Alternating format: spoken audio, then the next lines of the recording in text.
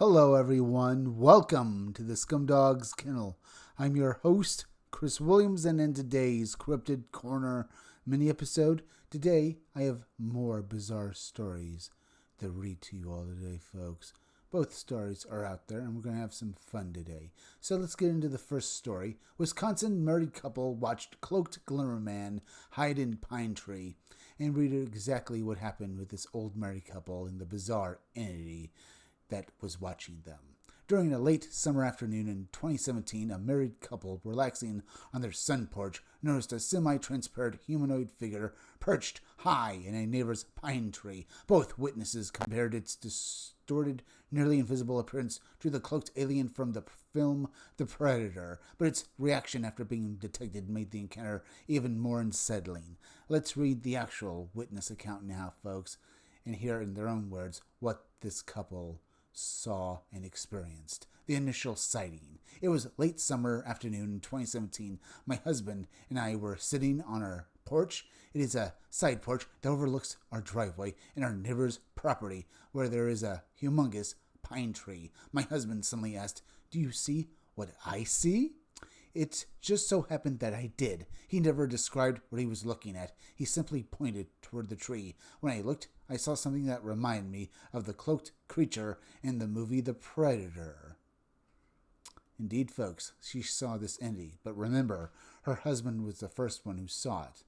And while she didn't basically see the entity for herself until he pointed it out, we have to ask, is it possible that maybe somehow you see that somehow had an effect with what she was seeing, that she saw the predator, and that if she had seen, this entity first, maybe she'd see something different, perhaps? I'm just saying, folks, is it possible that when he pointed out what he was seeing, that somehow it had, affected her, maybe not verbally, because he just said, "Do you see that?" But somehow, on some level, what he was seeing affected what she was going to see. If she saw the entity first, would have been something different, perhaps. Either way, let's continue and wonder about that little fact later and discuss the subject in more detail. The figure in the pine tree. The creature was transparent and appeared to be kneeling on a peach tree in the area. It was looking directly at us. You could only see its outline when it moved. It seemed almost weightless because it was positioned so high in the pine tree. The branches around it did not look strong enough to support something with much weight. It realized we could see it. It remained there, staring at us. When it seemed to realize that we could see it, it moved behind the main trunk of the tree and disappeared. We did not see it climb down, jump, or move into another part of the tree. It simply went behind the trunk, and it was gone. Yeah, like with other stories, folks, this entity basically just literally moved away out of their sight and it disappeared. That's something else we'll discuss later, but let's get back to their story. The effect on her husband. This was the first time my husband had ever seen anything unusual with me, and it changed his entire perspective. He is a former military officer and has been all over the world. However, this happened at home, where he saw something inexplicable. Since that day, he has become more open-minded and is not as quick to dispute the things I tell him I have seen. We both saw it. There is no doubt about that. So it would seem that this woman has seen other things as well, folks, which is not surprising. But the fact that her husband was so, closed-minded to basically the world of the paranormal, that's something. That maybe for years she was seeing things, but he did not, until somehow, perhaps, maybe it was drawn to her, folks, that both of them, no matter how much her husband did not believe in such things, also witnessed this entity. Let's get back to their story now, and we'll discuss all these points later. A lizard-shaped head. I do not know for certain what these semi-invisible beings are. My husband and I both have theories. What I know is that it looked like the cloaked alien in Predator when the creature was in its transparent or invisible mode. It also appeared to have a lizard-shaped head. So, could this also have been maybe an account of a reptilian, folks? Because the next story we are going to read through today involves reptilians. In fact, lots of them. Maybe even some sort of, military unit composed of these creatures, folks. Perhaps this cloaked entity, this predator-like alien, was literally some sort of, military personnel of, this reptilian, phenomena. maybe it was just some sort of soldier here, folks. And you're about to learn the full account now in this story titled Reptilian Hunting Party Landed UFO Yerevan, Colorado Yard. Let's get into this account with this perhaps military unit of reptilian beings who were, I guess doing a reconnaissance or maybe some sort of search party for something, folks. Because remember, the title calls them a hunting party, so they were hunting something. What? We don't know, but let's read on and maybe find out. In July 1968, a 12-year-old girl living in the isolated uranium mining community of Yerevan, Colorado, awoke to the frantic barking of her family dog. When she looked outside, she reportedly saw a lizard-like being searching the family's yard. Decades later, on the night her mother died, the witness received an unexpected acknowledgement that suggested she may not have been the only person who remembered the encounter. Let's read the actual story and what she has to say about it now, folks. Here's a picture of what, I guess the witness or maybe someone who posted this story thinks the lizard-like entity she saw looks like. But either way, let's get into her account.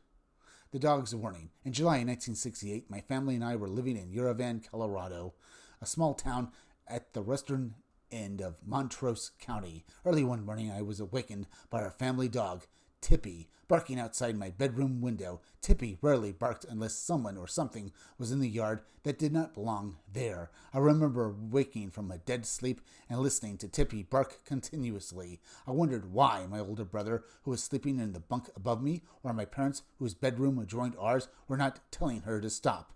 Finally, I had had enough of the barking. I turned over in bed and looked through the window. I could not believe what I was seeing, because apparently, folks, there was something out there. In fact, several somethings that made this, witness truly, gape in awe and terror. This girl saw something, and not just something, folks. Apparently, what I would imagine to this girl looked like basically an invasion of alien beings. But let's read on. The landed craft. There was a small circular craft sitting in our yard. Its landing gear was down and the hatch was open. A set of stairs extended from the hatch to the ground. Several green lizard-like beings were standing near the craft. Their eyes were bright yellow. Some appeared to have tanks on their backs and were carrying another type of bag. Their bodies were thin and covered with scales. Their arms and legs were also very thin. They did not appear to have normal fingers. Instead, they had webbed hands with angular shape that reminded me of a bow and arrow. Their feet had V-shaped toes. So they had basically claw-like, appendages at the ends of their, toes, apparently. Sort of like basically velociraptors, perhaps? You get the idea there, folks? But most likely just they had clawed feet. They don't sound like they were wearing shoes or boots here, folks. But either way, maybe they'd have no need for such things, folks. After all, they have scales and tough skin, so maybe they don't need clothing. But once again, folks, let's read on with our witness's story. I remember thinking that they looked like some kind of hunting party. My father was a bow hunter, and their behavior gave me that impression. I could tell that they were searching for something. A larger being appears. Another being that came out of the craft. It was much larger than the others and seemed to be giving them orders. Tippy continued barking. One of the beings standing closest to our house seemed irritated by the noise. It looked toward Tippy and began walking in her direction. I became terrified that it was going to hurt her, which is something that has happened before, folks, where basically a dog or other pet gets harmed by basically being in close proximity to these, or this kind of alien phenomena. Sometimes this can be with basically UFO shooting some sort of beam or basically some sort of blast of energy that kills the dog. So I can imagine why our witness was scared. But let's continue now. The family would not wake. I jumped out of bed and ran into my parents' room to wake my mother. It was extremely difficult to waken her. She acted as though she had been given a powerful drug. I kept trying until I finally managed to get her up. I told her that something was happening outside and that one of the creatures would hurt Tippy.